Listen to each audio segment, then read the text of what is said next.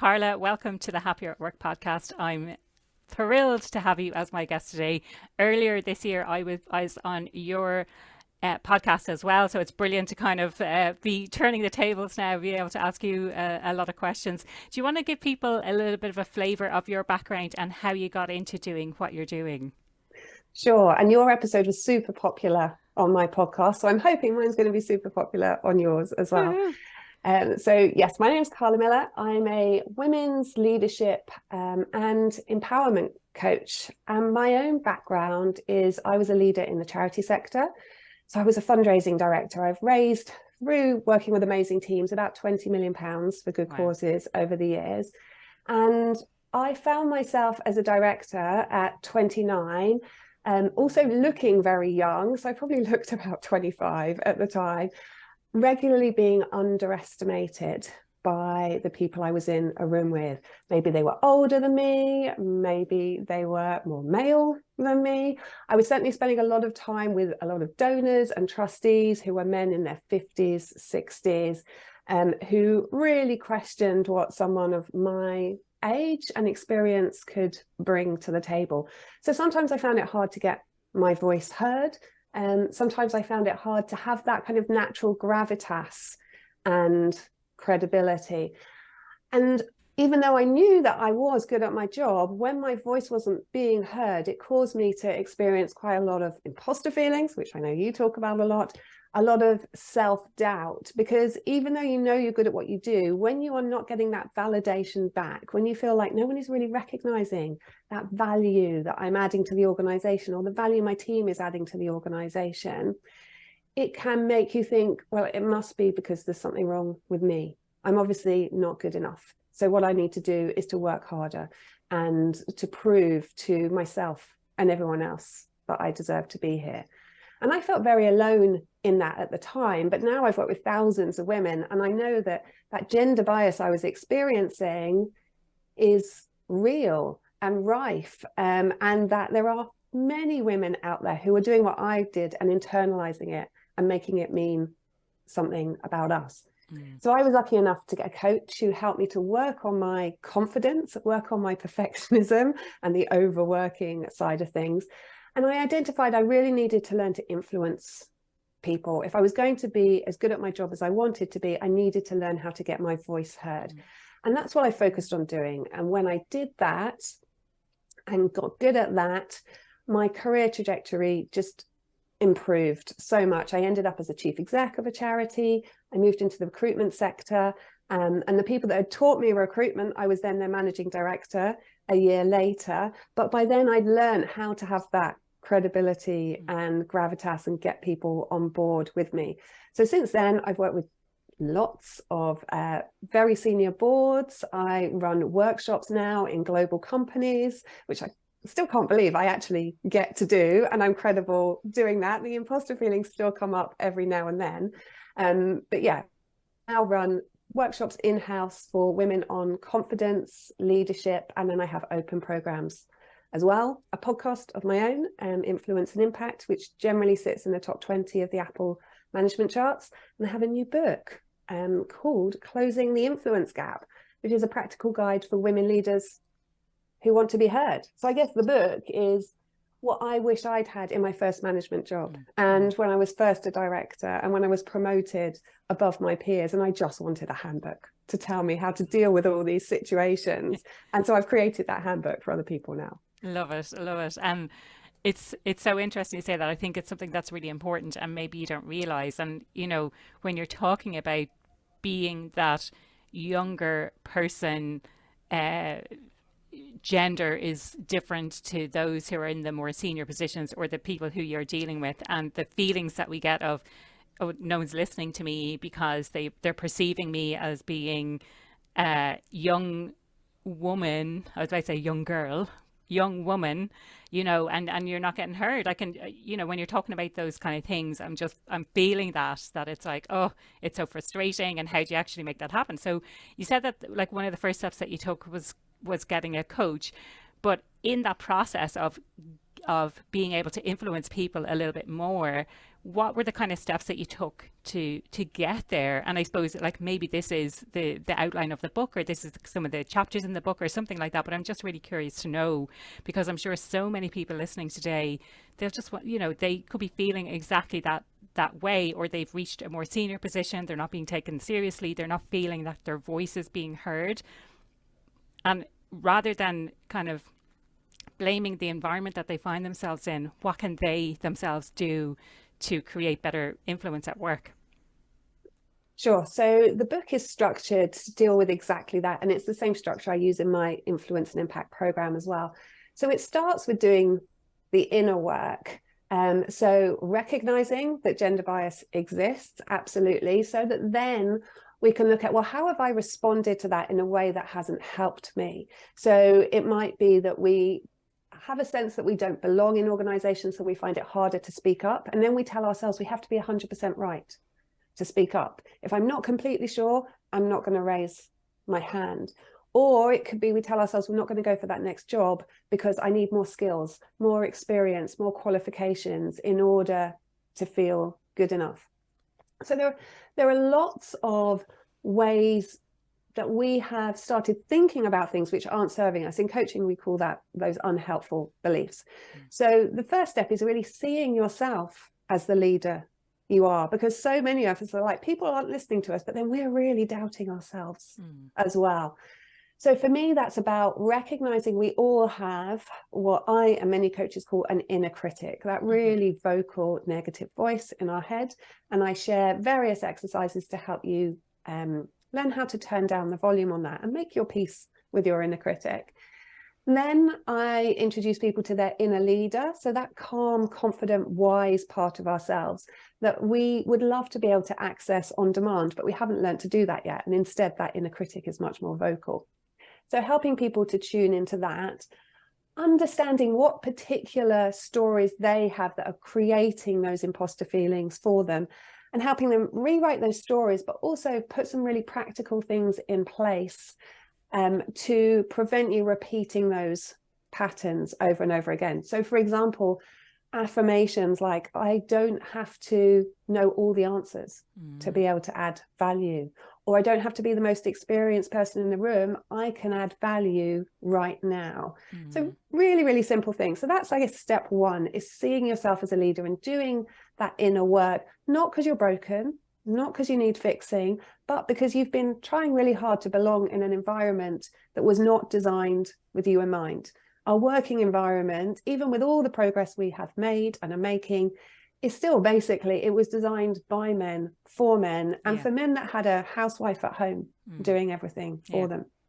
So it's about undoing that damage and reminding yourself you are good. You do know what you're talking about and you deserve to be heard.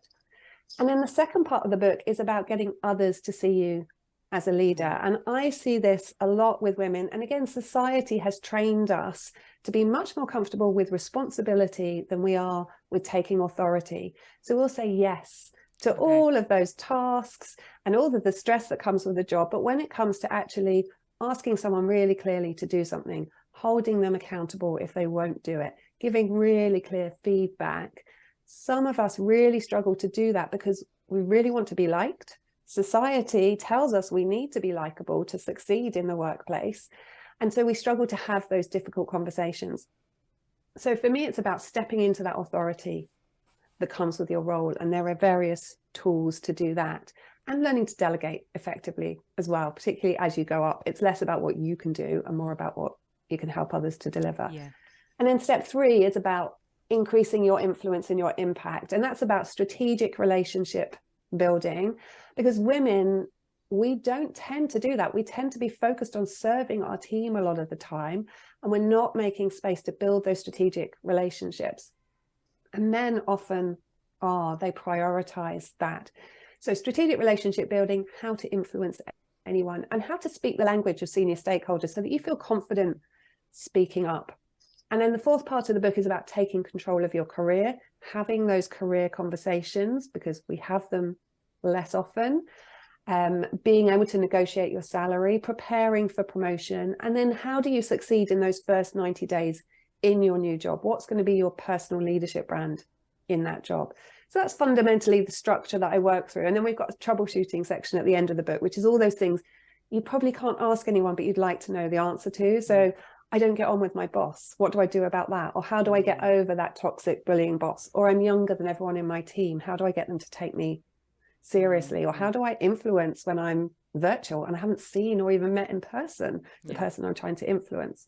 So that there are many steps basically, but the idea is it's a really practical toolkit that takes you through that structure. Brilliant. Love it. I mean, Carla, I have so many things to unpack from what you have just said. Maybe before we go further, taking a step back, and I'd love to know from you, what are the key challenges that you see that women have in this space, especially when it comes to influencing people at work? You know, what are the challenges? You kind of shared about your own personal story. What are the things that you're seeing out there with other women?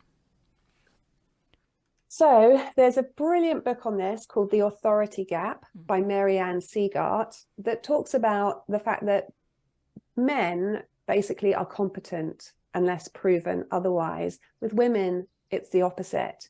Now, that is completely unspoken, but at some level, we know it, don't we? You're nodding away. We know it from our experience. We've gone into rooms. We are just as experienced, if not more experienced, than the men we're in a room with. We make a point and no one pays a lot of attention. A man makes a point that we made, repeats it a few times, and everyone thinks it's the best thing they've ever heard. Hepeating, it's called, and I love that phrase. But we often deal with things like hepeating. We get interrupted a lot more as well. So women get interrupted when we're in mixed gender groups. We get interrupted 50% of the time that we speak, and 97% of those interruptions are by men. So yes, women do interrupt each other as well, but actually we tend to be very conscious of the needs of others and very conscious of giving everyone a chance to contribute, and men don't do that in the same way. There's also something called conversational manspreading. So manspreading is that idea that you sit on a train next to someone and they take up like 2 seats, and it always used to drive me crazy on the tube in London. I was like, you'd be sat between 2 men and you'd be like, seriously? But there's conversational manspreading. So the idea that men take up a lot more airtime in meetings than women do. So unless we really outnumber men in a meeting, the average woman gets 30 to 40% less airtime than the average man. And Marianne Seagart, the author of that book, was on my podcast, and she talked me through this study that was done where they put men and women in front of a piece of art, gave them a dictaphone and said, share your thoughts on this piece of art. And women spoke for an average of 3 minutes. Men spoke for an average of 13 minutes. And a couple of them went until the dictaphone ran out because what they had to say was so profound on this piece of art. And it turns out we learn that really young, that what boys have to say gets listened to more and is more valuable than what girls have to say. So we learn that by the age of 5, which is quite shocking. And that totally runs through to the workplace. And I'd say more in the workplace than the rest of life, because the workplace is somewhere where generally in most sectors you have more men at the top than women. And we are drawn to people like us. We trust people who think like us, act like us, talk like us, value the same things as us. So it makes sense that those are the people that, if you're a man at the top, it makes sense that you are listening to men more, and that you can see their potential more. So I think it's happening a lot. And I'm not saying this is men's fault, because we all hold this bias. But it happens to be that men are the ones with all the power. So it's just staying that way. So I think those are some of the key things we experience on a daily basis. And then that then flows through into the fact that we're less likely to be promoted. We get promoted more slowly. There's less of us, obviously, at C-suite level. And often we feel like in order to lead, we have to lead like the men around us, or the super assertive alpha women around us that have learned to kind of be like a man to fit in with them. And when that doesn't feel authentic, we often go, well, I don't think I want to lead then. If that's what it looks like, we make the choice not to step up and do that. And I believe we need to feel empowered to lead our way. The things that women bring to leadership, things like empathy, being more consultative, we're proven to be able to bring the best out of others more effectively than men are. These things are all so needed in today's working environment. It's so interesting that you're saying that, because that on a recent episode that I've recorded, but it's not been released as of yet, as the time of this recording, we talked about exactly that, about how women either have to shape themselves to be a little bit more like a man, but we don't want women to do that, because women, and you know, I'm very also aware that we're making these sweeping generalizations about women and men, but that it's about bringing your whole self to work and not having to change yourself. And, you know, definitely the research that I've done around this concept of fit and fitting in at work, the idea that if you have to mask yourself in some way, it just depletes so much of your energy. If you have to play a role, if you have to check yourself at the door, however you want to describe it, if you're doing something in any way that is like masking, hiding who you really are, or having to pretend to be someone else in order to get something done, then it just takes up so much of your energy. And that's energy that could be spent doing something else, you know? Absolutely. And I'm with you on the generalizations. I try and talk from my experience and from studies that are out there, and also recognize, annoyingly, all of the studies are very binary when it comes to gender. And obviously reality is very different from that. Also, I think it's really important to note that it's not the same for all women. Like, if you are, like me, a white, middle-class, university-educated, straight individual, I have had it a lot easier than some of the people that will be listening to this.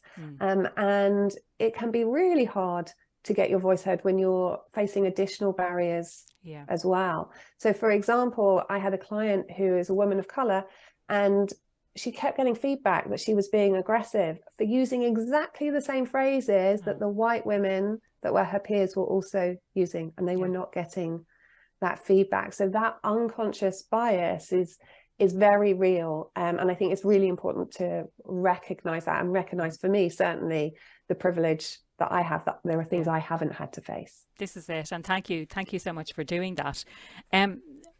Back to this idea of how we can get others. We kind of talked a little bit more about how we can do the inner work on ourselves, part one of the book, how others see you as a leader, and this idea of responsibility versus authority. So it's all very good and well to say yes, and to keep saying yes, and to be a people pleaser and a yes person, taking on loads of additional responsibility. But where the difficulty is then is having the confidence, let's say, to set really clear expectations and hold people accountable to what it is that they said that they were going to do, and when they didn't deliver on whatever it was, you know. And this is something I talk about a lot, the ability to set those clear expectations. And I think when I say it, I take for granted that people know how to set clear expectations, but maybe they don't. And any thoughts to share around setting those clear expectations, but then beyond that, like holding people to account when they don't live up to those expectations?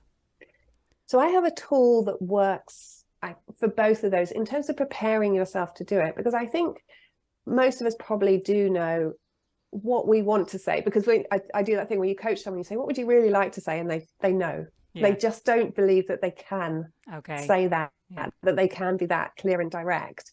So for me, I call it putting on your cloak of authority. So as women, not only are we not as comfortable claiming authority, but actually we don't have as much natural authority, because how authority has traditionally been seen, and gravitas is literally about taking up more space in the room and having a lower tone of voice. And we need to change that, but that's the reality that we're working with at the moment. And certainly I don't have natural gravitas. Like, I could walk into a room and it would be quite forgettable if I wasn't in my kind of work zone. And I could easily have walked into a room and been underestimated in the past. So what I realized as I started in my first director role to have these really tricky conversations where I was having to sit down and tell people things they really didn't want to hear. And Carla, the person, still just wants to be liked. And Carla, the person, doesn't have these conversations in her personal life. But Carla, the director, needed to have those conversations to do my job well. And I didn't need to have natural authority because my job title comes with authority. And at the time, Harry Potter was on at the cinemas, really dating myself here. And he had a cloak of invisibility. So he would put on this cloak and he'd be invisible.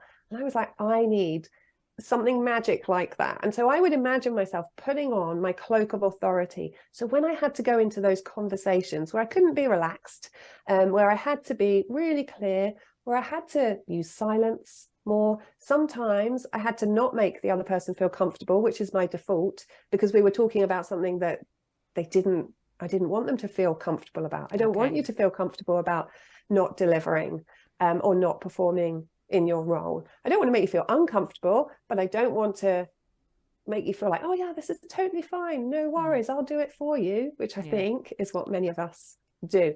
So that cloak of authority. I can relate to that. And I hear these stories a lot. So that cloak of authority is basically just a really simple tool or idea where you think, okay, I'm going into this conversation, I want to get my voice heard. So whether it's performance management, setting expectations, or in a meeting with people, your peers or more senior people, where you're like, I am the expert on this and they need to hear my voice, putting on that cloak of authority and saying, right, doing my job well empowers me, it requires me to do this, to be clear in my communication, to not be apologetic about the fact that everyone might not agree with what I have to say, to use silence more, not fill the gaps because you feel awkward. And I think that's a really, really useful tool. So I have had lots of people go into sessions, go into like difficult conversations, and they will literally imagine themselves putting that on. And you can make it look however you want. I was talking to someone the other day and they had imagined this big red cloak like some powerful people in Star Wars have. It's a long time since I've watched Star Wars, so I don't know what that cloak is or who those people were. But I just imagine it as putting on like a coat, basically. And it's like, okay, I feel more empowered and equipped for this. So I think that seems to be a really helpful tool. Yeah. But I loved what you said as well. You know, maybe Carla in the personal scenario wouldn't like this, and Carla wants to be liked. She wants to please people. She doesn't want to make people uncomfortable. But I think you use the term need. I need to do this as part of my role. And whether you got that from your own manager, but the expectation that is upon you in that role as leader is that you need to be able to have these difficult conversations. Absolutely. So I think it's just getting your head around that rather than doing that, avoiding it as much as you possibly can, and then half-arsing it basically because you want to be liked. Instead, it's going, okay, this is what it looks like to do my job well. Yeah. And I'm going to do that. And sometimes you just need that clarity of knowing that. I think the other way that you can help get your voice heard is to use what I call power words, or your personal brand, your personal leadership brand. So I go through a whole process to help you develop your personal leadership brand. But the shortcut version of this is we can be intentional about how others perceive us. So if you're going into a difficult conversation, you can think beforehand, how would I like someone to describe me after this conversation? So maybe it's clear, maybe it's strategic, maybe it's expert. Maybe if it's a difficult conversation where actually you're supporting someone with mental health issues, it might be understanding or warm. But being really intentional, because when we do that, it acts as a subconscious filter for our communication. So let's say we wanted to be seen as strategic, we go into a meeting and we're tempted to dive into the detail, but instead we go, hang on, I want to be seen as strategic. What strategic question can I ask here? Or how can I contribute on that level? Love that. The next section that you mentioned is about this idea of building strategic relationships, and that kind of struck a chord with me because I think typically, and again another sweeping generalization, but I think we sort of touched on this already, that women are better at building those relationships at work. And something that I've heard, I don't know whether it's from researchers, it's certainly anecdotally, is that women don't leverage those relationships. So they're great at building them, but they don't know how to actually turn that into something meaningful in the workplace. So brilliant from a personal perspective, but how do we actually build those strategic relationships in the way that men do? Yeah, interesting question. And I think when I talk about building strategic relationships, for me, it's about identifying who do I need to work well with in order to get my team what they need. So I used to go in as an interim fundraising director, and there were always tensions between the fundraising team, the programs team, and the finance team, because there were interdependencies. Yeah. And so rather than just have to deal with those reactively, I would proactively build strong relationships with those people and start having really useful conversations with them about, what do you find difficult about this? What's going on for you and your team? What are your priorities at the moment? How do you think we could work better together? And proactively doing that. So when I talk about strategic relationships, often I'm talking about with your peers. When it comes to strategic relationships upwards, you're absolutely right. One interesting concept I like for this comes from Jill Whitty-Collins, who wrote Why Men Win at Work. And it's the concept that we are all operating under an umbrella. So we're under this umbrella and we are working really hard under the umbrella. But the people above us don't know what's going on unless we tell them. So she tells this great story. She was I think a VP of marketing at Procter & Gamble. And she would go to the weekly meeting with the other VPs of marketing who are all men, and her boss who was a man. And in these meetings, the men would be talking every time about the crises that they were dealing with and what they were doing to solve it. And she was sat there thinking, those are not crises, those are problems. And I solve those all the time, and I don't need to bring them to this meeting. And then at the end of the year, they all got their reviews. And despite the fact that her team had outperformed the others, she didn't get a pay rise and the others did. And when she asked why, her line manager said, well, you haven't had to deal with the same amount of crises as everyone else had. Your job has been easier. Oh God, Carla, that makes me laugh so much, but also kind of laugh in frustration. And interestingly, again, on a different podcast that I recently recorded, kind of a similar topic, this exact thing came up. And the lady who I was talking to, Paula, it was her situation. Now she's gone on to work more with women leaders and to help them to do the stuff that she's kind of learned how to do. But exactly that, you know, other people are bringing all of these so-called crises or problems. And now that's not how we discussed it, like that, oh, you haven't had so many problems to deal with. It was kind of a different context. It was more exactly as you said, but that's what I do every day. Like, why do I need to talk about what I do every day? And it wasn't until her boss saw her operating, you know, I didn't realize what you could do. I didn't realize this is everything you had to deal with. I never saw you bringing people together and like solving things really quickly. And she's like, but this is what I do day in, day out. It's so interesting that unless you tell people this is what I'm actually doing. And, you know, I suppose her perception before that was, this is part of my role, is to identify and solve those problems in advance so that they don't become crises. And this is something I do every day. But interesting then that, you know, and again, is this a generalization that men are maybe better at talking about, here's the problem that came up that I solved? And maybe a takeaway for anyone listening today is to look at, where are you doing stuff on a day-to-day basis that you just perceive as that's part of the job, but no one knows that you're actually doing it. Absolutely. So show people what's going on under your umbrella.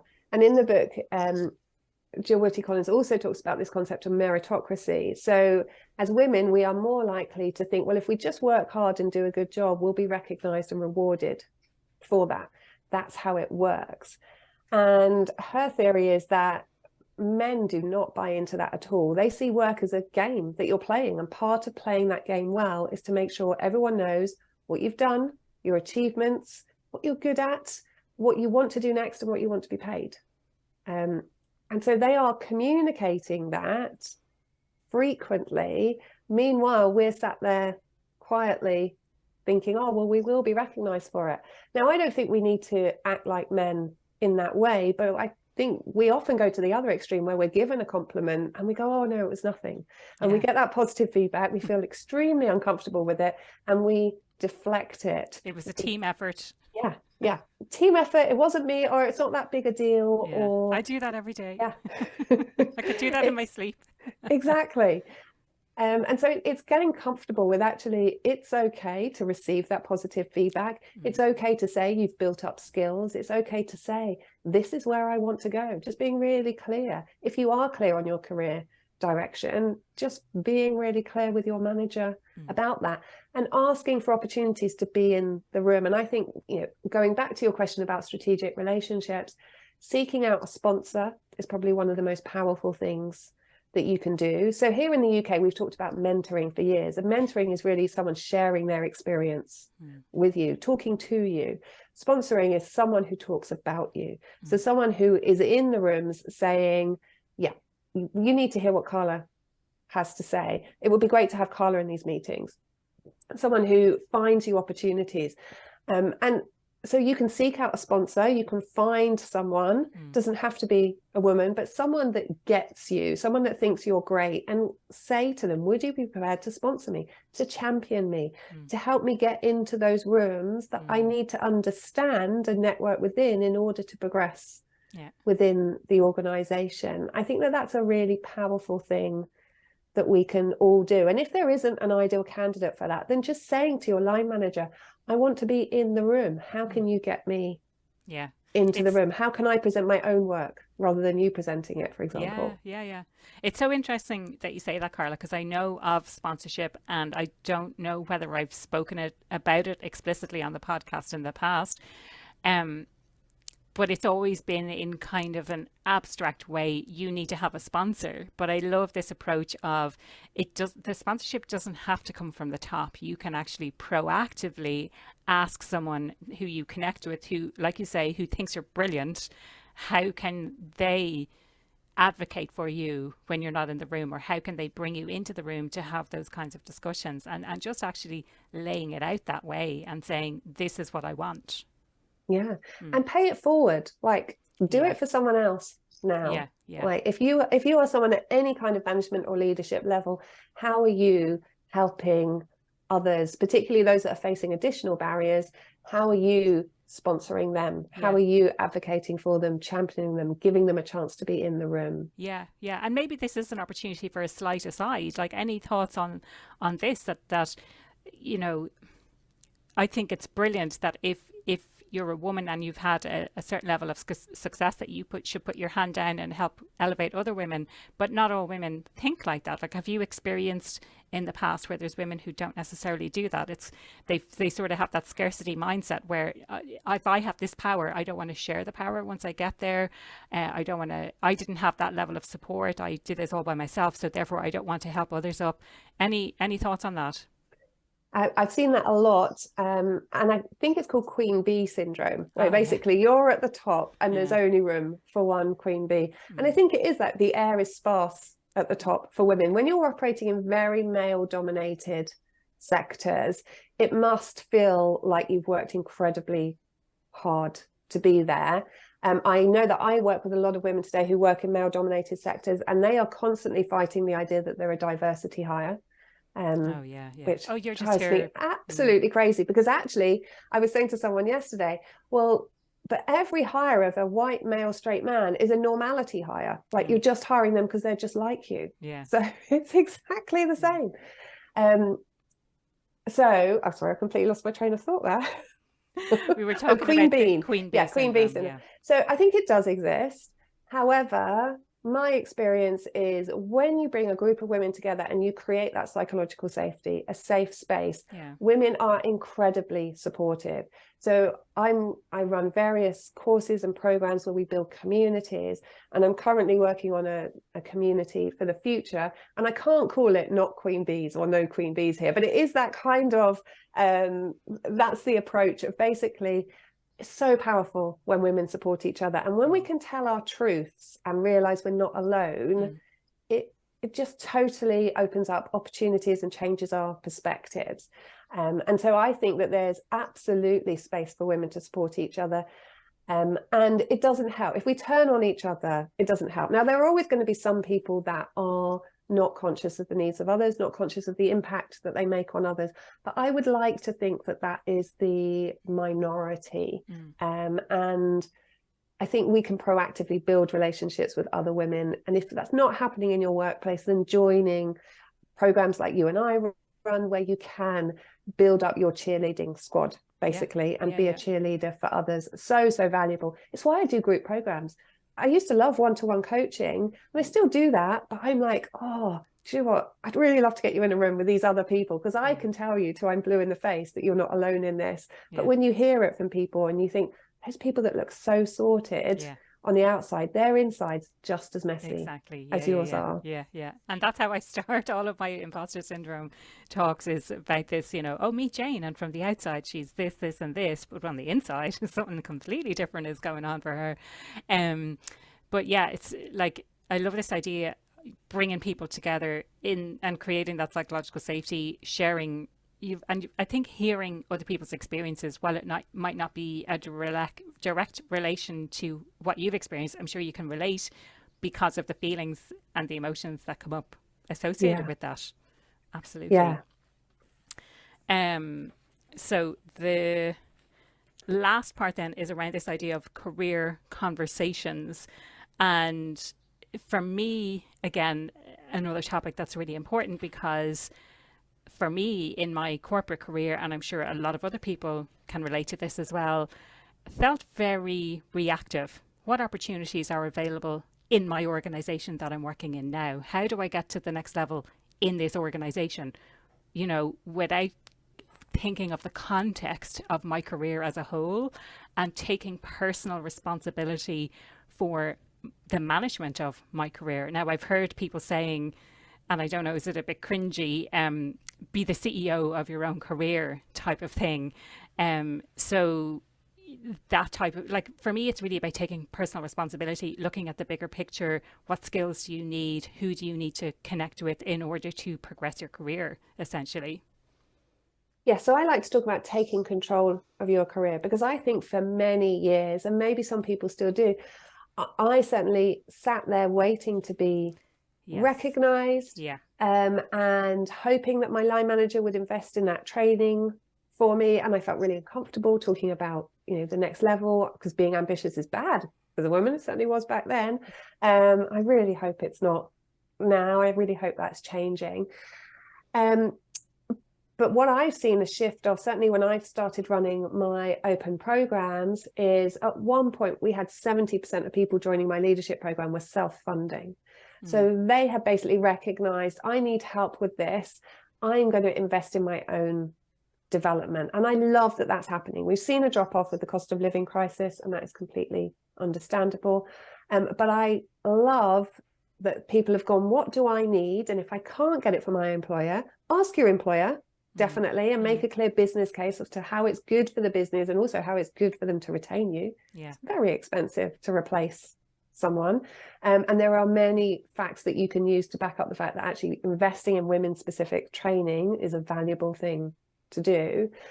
So ask, but if not, then look at what opportunities you can access yourself. And there are lots of fantastic opportunities out there that are at a price point that is accessible for many of us when you think, how is this going to contribute to my career and my happiness at work? So that's one point. I think within the organization, increasing your visibility is really important. And it's something that, again, we often feel uncomfortable with. I did a poll on LinkedIn and said, do you not do it because you don't know how, or because you're worried about getting that visibility and it's making those imposter feelings kick in? And it was 50-50, actually. And that was really interesting to see. So I was like, okay, C-section on imposter feelings. When you've read that bit, come back to the bit about visibility. But I think we do worry about being seen because we feel more exposed. And so we don't take that opportunity to be visible. And so in the book, I think I share about 20 different ways that you can become more visible. The other thing is to start thinking about, well, how do I want to be perceived at that next level upwards? And how can I start showing up like that now? So applying those power words in that way. So let's say at the next level, you need to be credible, strategic, expert, starting to use those as your power words now so that people recognize that in you, and looking at how do people act at that next level up, and how can you bring more of that energy to things, and what words do they use? So I was working with a team of women, and there were no women in the senior leadership team in this tech company. But when they noticed that they went to meetings, they noticed that women would present, this is what I've done, these are my plans. Men would always present everything as a strategy, and everyone would go, wow, what a great strategy. And so they got together and went, should we just start calling our stuff strategy? And so that's what they did. And then they started getting feedback. Wow, what a fantastic strategy. And what they've noticed is just the language that people were using at that next level up, and they weren't using that same language. And when they started to do so, they were taken more seriously at that level. So there's lots of little things that you can do to take control of your career. And there's so many fantastic resources like your podcast, mine, the Squiggly Careers podcast. I don't know if that's the name of the podcast or Amazing If, but it's amazing for all of that content. Yeah, no, the Squiggly Career is the podcast and Amazing If is the company. Yeah. Brilliant podcast, fantastic resources for managing your career. And I think a recognition that careers aren't, like, the perception is that we go from here to here to here to here, but actually the reality is it's a bit more squiggly than that. You might change sectors, you might go make a lateral move, you might take a pay cut. Like, there's all of these things that happen in the lifetime of your career. You might be made redundant, you might take a break from your career. Like, I took several breaks for traveling and things like that. So it's not a straight line. It's not, it's not just if I do this, I'm going to get here. It's like, and I suppose maybe another point is keep your mind open to opportunities. Like, I was so focused on how do I get to the next level, very ambitious. I want to get to CEO level within this organization. Is that realistic? I'm not too sure, but that's kind of what I wanted. And yeah, just singularly focused on one organization. But how do you keep your mind open to working, and building your network with other people within the industry or in other industries as well? Yeah, I think that's a really good approach to take. And anything where you are meeting with other people, where you're part of a group or community, just helps you become aware of those opportunities and see what's out there. Yeah. And I always say to people, keep a note of, when you go to dinner parties or events or whatever, and you talk to someone, you go, wow, that job sounds super interesting. Just keep a note of those things, what inspires you, or where you get job envy or life envy of someone, because you can in time design your life to do that. You have exactly done that. I've done that. And neither of us, looking back 10 years ago, would have predicted what we were doing now, but we love it. Yeah. And this is something, like, I'm a huge fan of Gretchen Rubin. She, I think, is the original development path journey. She's the original person who I read who put me onto this path of personal development, if you like, kind of an easy entry point. But one of the things that she says is notice when you feel, exactly as you said, Carla, notice when you feel envious, because that's not about like, oh, I'm a terrible person because I feel envious or jealous of that person. It's noting, well, okay, so is that something that I want for myself? If it's not, then forget about it. Maybe on a separate note, have a think about, well, what's triggering that? Why am I feeling jealous because of that? But then on the other hand, maybe that is something that you want for yourself. How do I go about making that happen? So just thinking, just asking those questions of yourself. Is this something I want? Okay, well, how can I take the steps to make it happen, rather than sitting in, and something that we haven't really talked about on the podcast, but like victimhood, and it's something I've talked on past guest podcast episodes, like, I'm a victim of my circumstances, or my boss doesn't do that for me, so I'm not going to do that for my team. It's stepping up and taking personal responsibility for what you bring to the situation. Absolutely. And I think that's a quality we see in all good leaders. I call it radical responsibility. But once you're at a point where you can change things, I don't think we get to sit in that victim mode anymore. I'm not saying don't feel your feelings, because we all have those feelings, and something happens and we feel anger or whatever, that's fine. But assuming we're not a victim of discrimination, then I think it's really important to say, well, how can I help change this situation? What can I do to make it better? And that doesn't mean you have to do all the work. It might be just prompting a conversation about it. But that's how I ended up getting myself promoted frequently, is I would be sat there going, these things are driving me mad and driving my team mad. We can't do our jobs effectively. And they were organizational issues or cross-departmental issues. And I would just initiate them. So I would say, well, we need a fundraising strategy, or we need to talk to the finance team. Shall I gather the information? And I hadn't done those things before, but basically I accidentally created a job for myself, and they created this job at the next level up, because my director was like, well, I don't want to do that stuff, but I can see it needs to be done, and Carla likes doing it, so let's promote her to that level. And that has served me well, not to get promoted, but to just change places for the better. And I think that is the brilliant thing about leading. We have the power to create change, and it can be really easy sometimes to get stuck in this isn't fair or this isn't right, but actually we can often change things. All of these things, like that's an example of job crafting at its finest, and I've seen it happen time and time again, where there's something that's not being done that needs to be done, someone steps up to take responsibility, and before you know it, you have an entire new role, and that role then could be built out, and you're leading a team. You know, there's all of these amazing things that can happen. So don't underestimate stepping up and taking responsibility where you see an issue, where you see a problem happening. One point I wanted to pick up on what you said there is this idea of you don't have to do it all yourself. So it's not a case of identifying an issue and then thinking that you need to do absolutely everything. You can gather people around you to support you in doing it, and build, whether it's a community or build sponsors or build, you know, allies, whatever it is that you need in order to be able to do that. You don't have to do it. Like sometimes maybe we prevent ourselves from doing things because we think, well, now that's, you know, how much work do I have to do in my day job? How much additional work would that take? But it's about sharing that responsibility. Definitely. I mean, there's a difference between raising an issue strategically, coming up with an idea and taking the lead on something, and just watch out for that office housework or those non-promotable tasks that women volunteer for more, we're asked more, and we say yes more. And that is taking our focus away from the promotable tasks, like building those strategic relationships and working on high level projects. This is it. So Carla, the question I ask everyone who comes on the podcast, what does being happier at work mean to you? For me, it's about creating a workplace where everyone is valued for their contribution equally, regardless of gender or race or any of the various things that we unconsciously judge people on. So for me, happiness at work is a place where you can turn up and you're valued for your contribution. Your voice is heard, you're supported, and you're supporting and valuing others and hearing their voices too. Brilliant. I love that. And you've mentioned throughout the conversation the various programs that you have and your book. I'd love for you to let people know how they can take part, how they can get access to the book, how they can best connect with you.